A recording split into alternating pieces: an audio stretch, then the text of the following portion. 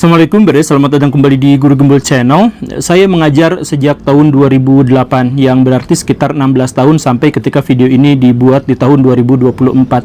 Sepanjang rentang waktu itu, saya sudah menemukan ada 5 orang siswa yang terlibat secara aktif dan menjadi kontributor atau bahkan menjadi produsen bagi tersebarnya konten-konten tidak pantas di media sosial dan di dunia digital secara umum. Yang salah satunya adalah saya menemukan ada seorang anak perempuan yang sepertinya tidak mendapatkan perhatian yang memadai dari orang tuanya, sehingga diketahui sama teman-temannya dan akhirnya oleh saya sebagai guru, ternyata dia itu adalah orang yang suka membagi-bagikan konten-konten dirinya sendiri dalam kondisi yang sangat tidak pantas kepada teman-temannya, teman-teman chattingannya di sosial media dan lain sebagainya. Dan nampaknya dia tidak terlalu keberatan ketika orang teman-temannya juga mengetahui hal itu. Di kasus yang lain, di sekolah yang lain, saya juga menemukan ada siswa SMA kelas 3 2 atau 3 bulan sebelum ujian kelulusan itu mengundurkan diri dari sekolah karena tidak tahan menghadapi bullying. Alasannya adalah karena videonya disebarkan oleh mantan pacarnya ke salah satu situs dewasa terbesar di dunia, dan bahkan videonya masih bisa diakses sekarang. Luar biasanya adalah bahwa di video itu bukan hanya wajahnya yang terpampang nyata, tapi disebutkan di judulnya itu sampai namanya, sekolahnya, alamatnya, nomor handphonenya dicantumkan sebagai judul di situ. Jadi ini benar-benar sesuatu yang sangat mengerikan. Ya, kita bisa membayangkan apa yang menjadi beban dalam kehidupannya. Dan sekali lagi saya menemukan beberapa kasus, 5 kasus yang semacam itu. Saya tidak akan ceritakan semuanya, cuman saya ingin menekankan bahwa di zaman sekarang keresahan orang tua dan guru terkait dengan anak-anak remaja itu benar-benar besar dan pelik, jauh lebih rumit daripada yang pernah dihadapi oleh guru-guru pada angkatan-angkatan sebelumnya. Salah satu yang paling penting adalah tentu saja adalah keberadaan handphone. Jadi handphone itu bukan hanya bisa merekam, tetapi juga bisa menyebarluaskan konten-konten yang tidak selayaknya ditampilkan ke ruang publik. Bahwa handphone sampai sejauh ini telah menghasilkan banyak sekali kontribusi positif terhadap masyarakat, tetapi menghasilkan residu yang juga sangat-sangat mengerikan, yang sampai sejauh ini manusia saya pikir belum bisa beradaptasi. Ya, kita lihat keresahan-keresahan apa lagi dari guru-guru di Indonesia terkait dengan penggunaan handphone di ruang pendidikan. Simak videonya sampai tuntas, yuk kita bahas.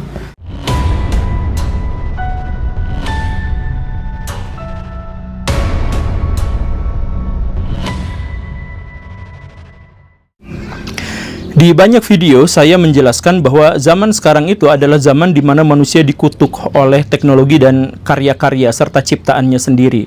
Betapa teknologi sekarang berkembang jauh lebih pesat daripada yang mungkin bisa diadaptasikan oleh manusia. Sehingga ketika manusia sekarang hidup, maka mereka akan terseok-seok, akan tergusur, akan tertarik-tarik oleh perubahan yang sangat besar dan sangat radikal untuk setiap harinya di dunia saat ini. Bukan hanya manusia-manusia seperti kita ya, yang biasa-biasa aja gitu. Saya kemarin dengar-dengar keluhan dari Elon Musk betapa dia sebagai salah satu pelopor teknologi, bahwa dia sebagai salah satu orang paling kaya di dunia dan paling berkuasa di dunia, itu juga ternyata stres, tertekan karena menghadapi perubahan yang terlalu radikal dari waktu ke waktu. Bahwa temuan-temuannya, bahwa ide-idenya bisa saja langsung diduplikasi oleh orang lain, dan kemudian orang lain itulah yang melampaui dirinya. Itu sudah berkali-kali terjadi. Jadi orang yang sangat kaya bisa langsung hancur, orang yang sangat sukses juga bisa sangat hancur dalam waktu yang sangat-sangat singkat dengan penyebab-penyebab yang relatif sepele.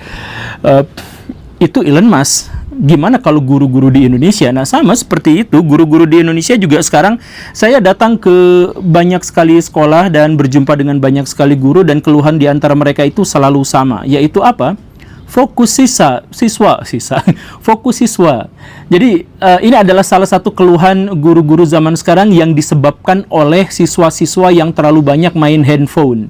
Jadi fokus anak-anak zaman sekarang itu sangat mudah teralihkan, sangat mudah hancur dan tidak bisa bertahan lama.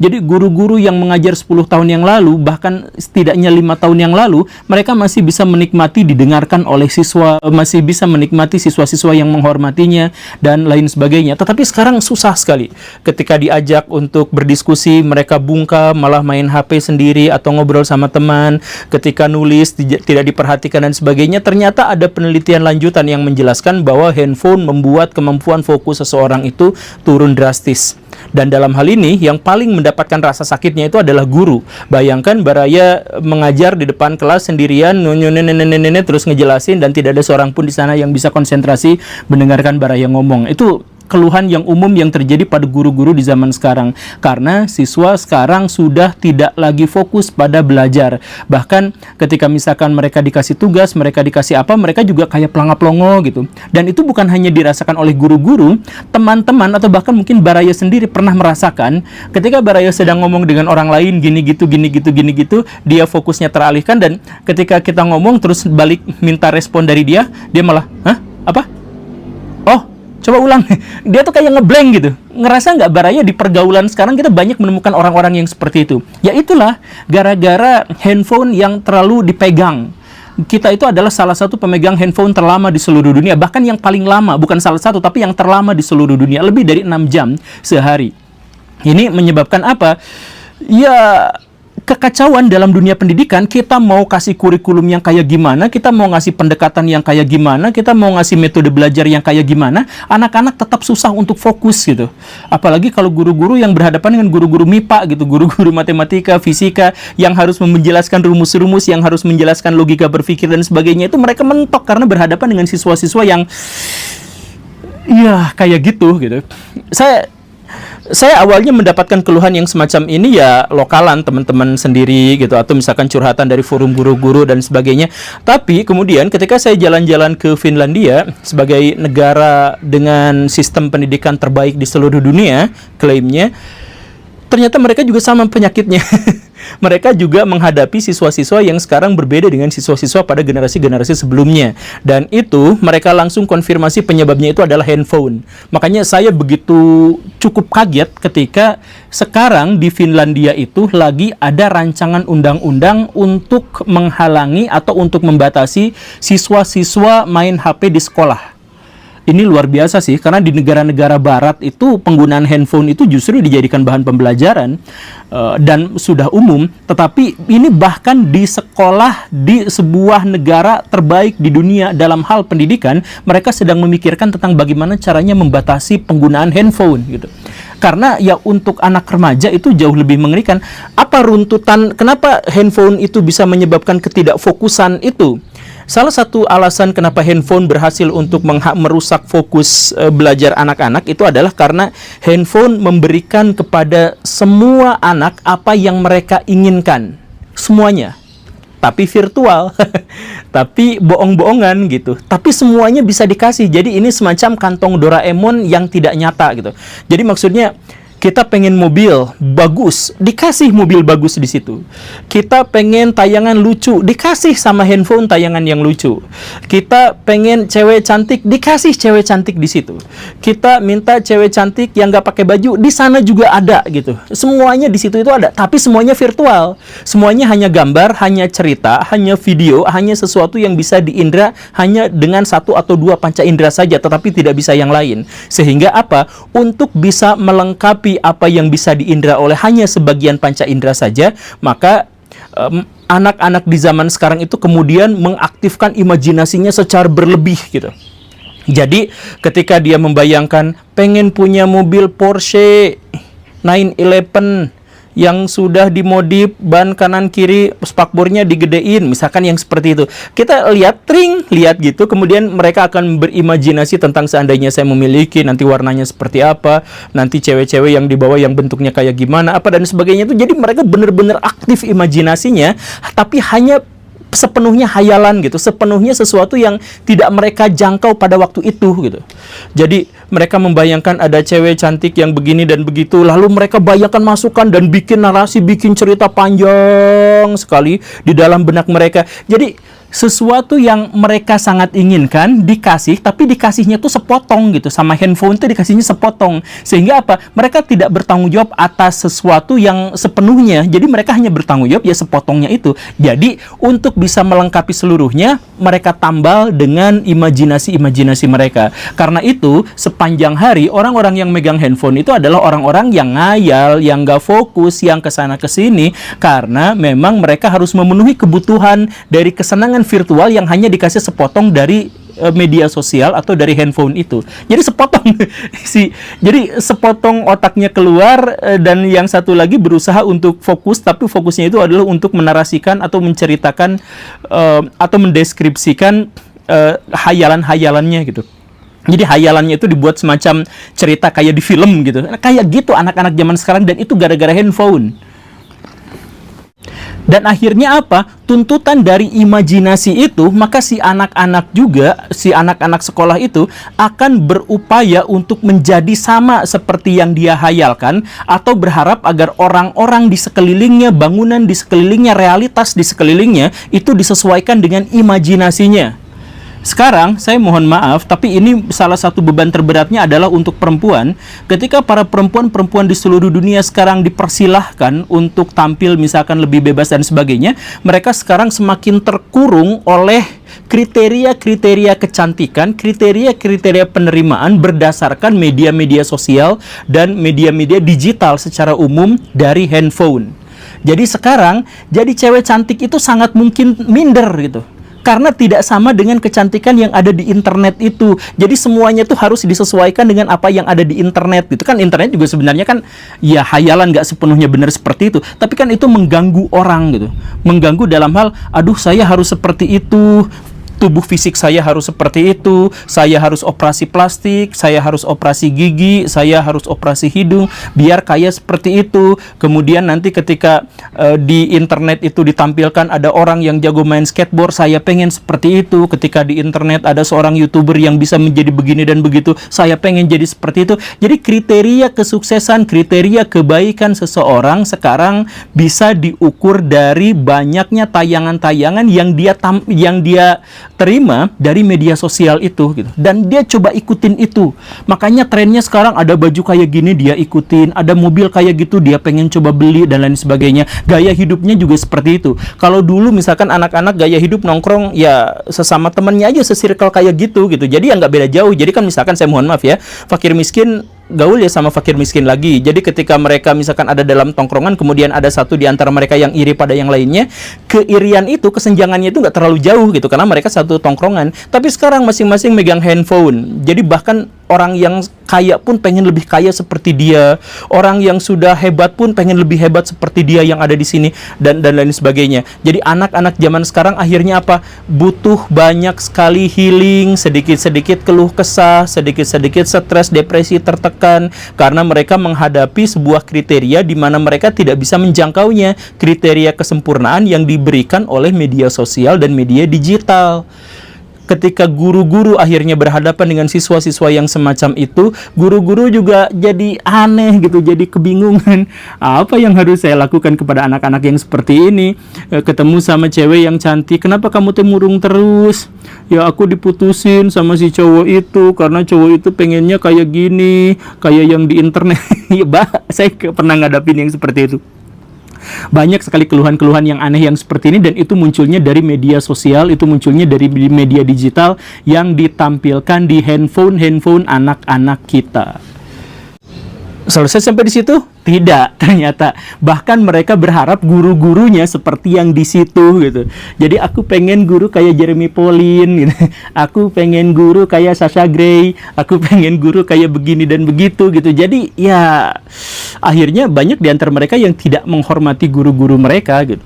Akhirnya banyak di antara mereka yang gagal untuk menjelaskan tentang apa alasan mereka harus tunduk patuh dan memperhatikan guru-guru atau memperhatikan orang tua atau menghormati orang-orang yang lebih senior dan sebagainya. Mereka kehilangan alasan untuk menjadi seperti itu gitu.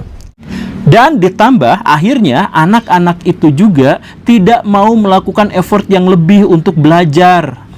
Ini saya ketemu dengan guru saya Pak Iriadi kemarin itu, dia juga merasakan hal yang sama. Anak-anak zaman sekarang itu gak mau effort gitu, gak mau usaha berlebih, gak mau mendapatkan tekanan, gak mau mendapatkan tantangan, pengennya gampang aja. Disuruh bikin makalah, bikinnya ngasal, copas, segala rupa kayak gitu. Pas sudah dikumpulkan kemudian dikritik, ini jelek, harusnya jangan gini. Tuh Pak, please Pak, hargain dong hasil karya kita juga bikinnya udah capek. Gitu mikirnya teh. Jadi berhadapan dengan tantangan yang kecil aja langsung butuh healing gitu, langsung butuh pengobatan alternatif, butuh hiburan yang aneh-aneh yang kayak gitu. Jadi ketika mereka disuruh belajar, males, capek karena si dopaminnya habis sama internet itu. Tapi kemudian capek, nggak mau ngerjain apa-apa. Ketika disuruh bikin project, mereka juga luntang-lantung. Kalau nggak ada guru, ya mereka cuma tiduran aja di kelas. Kalau ada guru, baru mereka pura-pura mengerjakan sesuatu yang ya itu juga sebenarnya nggak ngerti juga mereka ngapain. Pokoknya mereka sudah tidak kepikiran sama hal-hal yang ada di bahan pelajaran itu, karena otaknya itu sudah pindah semuanya ke dimensi yang lain, ke dunia yang lain. Dan setelah itu semua terjadi, kita bahkan masuk ke sisi yang lebih merusak lagi, merusak alam kenyataan kita, alam realitas kita. Apa itu? Yaitu mimpi-mimpi yang disodorkan di media sosial, media digital, media massa yang dari handphone itu bahkan kemudian masuk ke duit kita, alamat kita, dan sebagainya. Misalkan apa? Judi online, pinjaman online. Saya mau ngasih kabar buruk kepada orang di Indonesia bahwa kita adalah negara dengan pemain judol pelajar tertinggi di seluruh dunia. Jadi judi online, kita salah satu yang paling tinggi di dunia, tapi yang paling tinggi di seluruh dunia untuk level pelajar adalah kita, bangsa Indonesia. Jumlahnya sangat banyak. Jadi anak-anak sekarang yang lagi nongkrong ternyata lagi lagi main Zeus gitu, lagi main ya ternyata seperti itu gitu, banyak. Nah, ini artinya apa? Artinya bukan hanya dunia virtual yang dijadikan kriteria kebahagiaan, bukan hanya dunia imajinasi yang dijadikan untuk menjadi tolok ukur kehidupan, bukan hanya levelnya situ.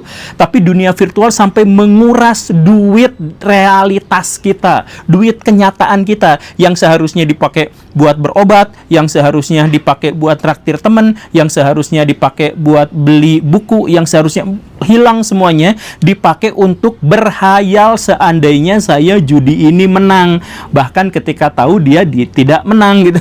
Jadi kenapa judi online bisa masuk seperti itu? Itu karena judi online itu kan menawarkan kepada kita tuh harapan, imajinasi, cita-cita. Nanti kalau ini gacor menang segini gitu. Dan si judi online juga kan udah tahu persis ya, yang kalau misalkan masang sekali, 2 kali, 3 kali itu dikasih menangnya sering gitu.